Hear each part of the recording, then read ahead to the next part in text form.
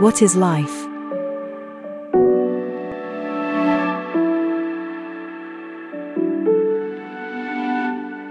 For us patients, dreams, success, and careers seem insignificant. We only have one wish: get better. You are listening to Real Life After Cancer podcast. Welcome to another episode of Real Life After Cancer podcast. This is G, your host as usual. If you are new, let me introduce myself. I'm G, who has been diagnosed lymphoma February 2022.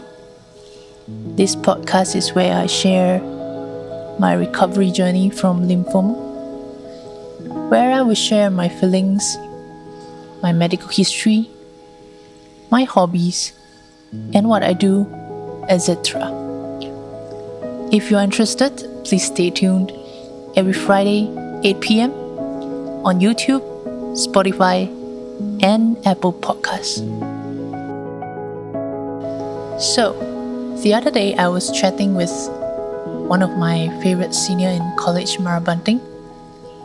Yeah, I was in Mara College last time under JPA scholarship.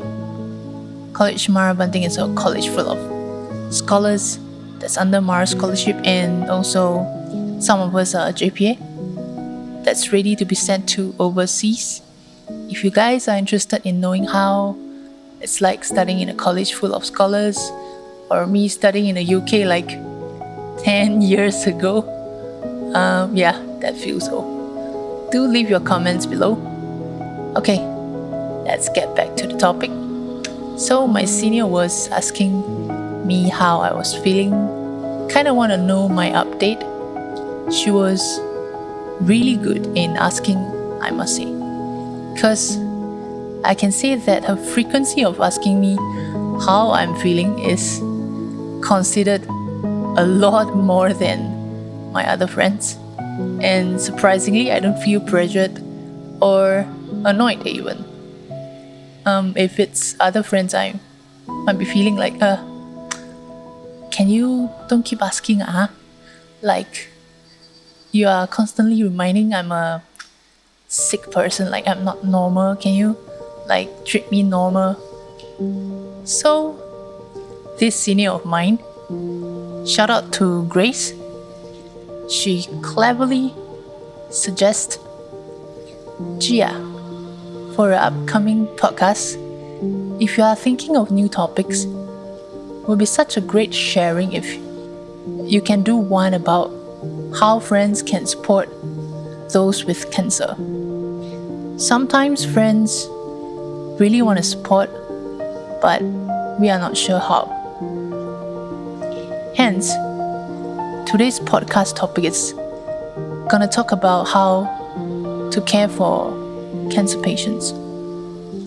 Showing love and care for your friends and family who has cancer, like me, can sometimes be a tricky thing, to be honest.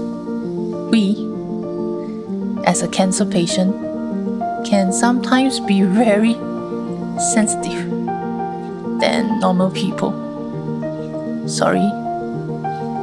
Sometimes too much can be a burden. Too little can be felt as we are being neglected. How to find a balance between both? To be honest, I don't know. Humans are emotional creatures. One may think it's okay, but one may not. So in this podcast, I'm just gonna share what happened to me. So when I first announced that I was diagnosed with lymphoma, of course I have expectations that a lot of asking or a lot of wishes, a lot of like, how are you feeling? Are you okay? Is it painful? That's like pouring in a lot coming in, you know. A lot will ask you about, are you taking chemo? Radio? Huh? You're not taking? Why?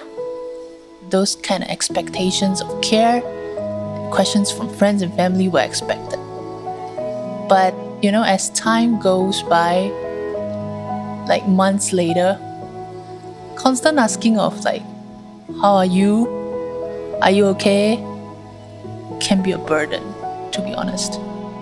Imagine someone kept asking you, how are you today? You definitely would feel like, something is not right about me, is it? Every day ask me how am I feeling.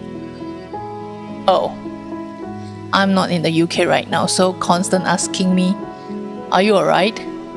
Doesn't apply here in Malaysia, yeah? Another uncomfortable thing that I felt and experienced is those kind of friends who will say that you are wrong, this and that, For example, hey, why you didn't go chemo?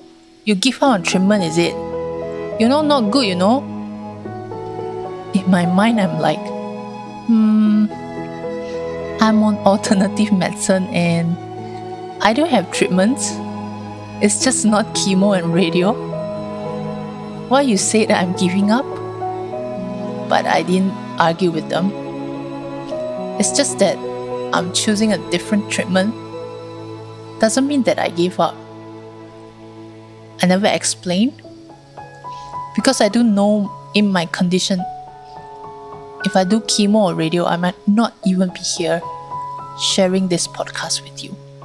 My body might not be able to withstand those therapy. But those friends of mine, it's not he or she that's gonna go through the treatment. So it's kind of like easy for them to suggest, but sometimes, can you think on behalf of me or my condition? Yeah. So, those are the two main things that made me felt really uncomfortable. Let's talk about how to approach us in a very friendly manner and how to support us. Just like Grace. She shared her son's cheeky videos and then asked me how I feel today. Which to me is that she wanted to share her day with me and also kind of want to know how's my day. This approach is so friendly, warm, and subtle. I think this is the best way to support your friends and family who is having a major illness. Sharing a cute cat videos, like sharing your happy encounter, your happy purchase even, and then asking them, how are you feeling? Is definitely the way to go. This is so warm and comforting. As for supporting them, don't visit too often.